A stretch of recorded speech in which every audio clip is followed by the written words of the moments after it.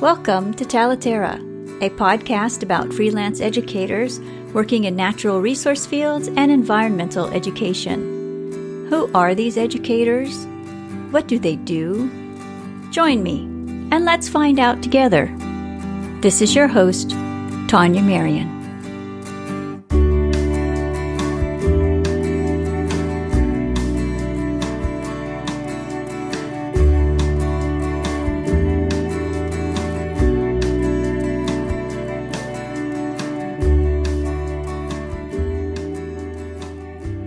Thank you for joining me today.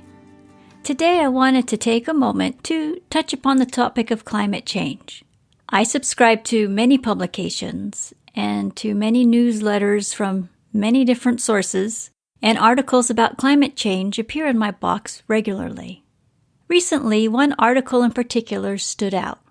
It stood out because it was presented as a good starting point for anyone wanting to be informed about the topic of climate change.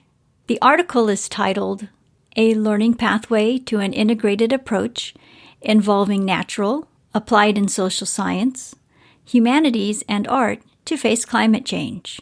It is a very long title, but the message by the author is simple. We need to stop treating climate change as a science and start treating it as an interdisciplinary topic.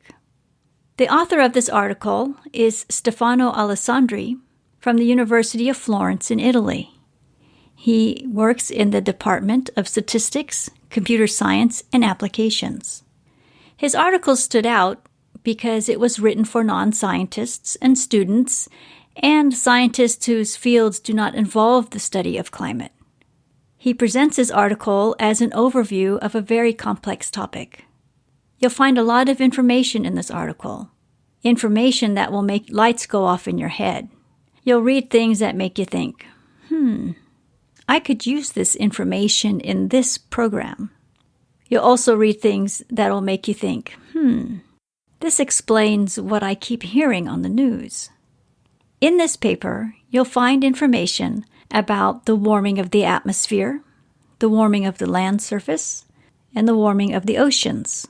You'll find information about the greenhouse effect and greenhouse gases, information about glaciers and snow cover and ice caps and ice sheets, information about permafrost, sea level rise, water vapor and changes in precipitation, acidification of the oceans and the loss of biodiversity. You'll also find information about positive feedback systems, climate and the new economy, and lastly, humans' ability to understand climate change.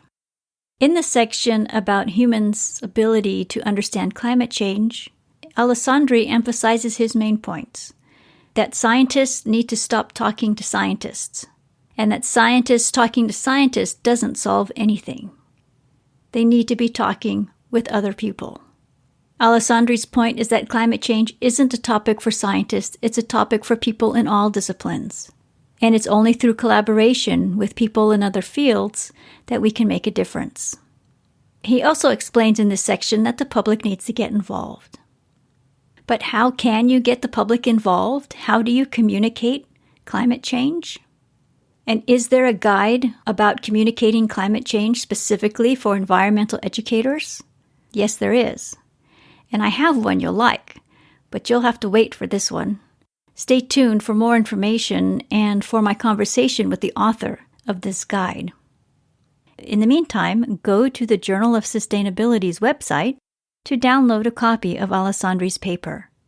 When you go to the site, you might want to preview the 70 references cited in his paper. I recommend that you view these citations on the website because they are easier to read online than they are in the document itself. Also, the links included in many of the citations are live on the publisher's site. There are, of course, many resources about climate change. I bring attention to this one in particular because I found it to be informative and I wanted to add it to my reference library. If you are wondering about how to collaborate with people in other disciplines, or perhaps with organizations in your area, I recommend listening to my conversation with Dr. Rupu Gupta from New Knowledge Organization. we spent 2 episodes talking about community building. And in the second episode, she shares with us a tool that will help educators and groups of people who are working together to understand each other's perspectives about what environmental education is for. The links to these 2 episodes will be in the show notes. Thank you for joining me today. See you next week.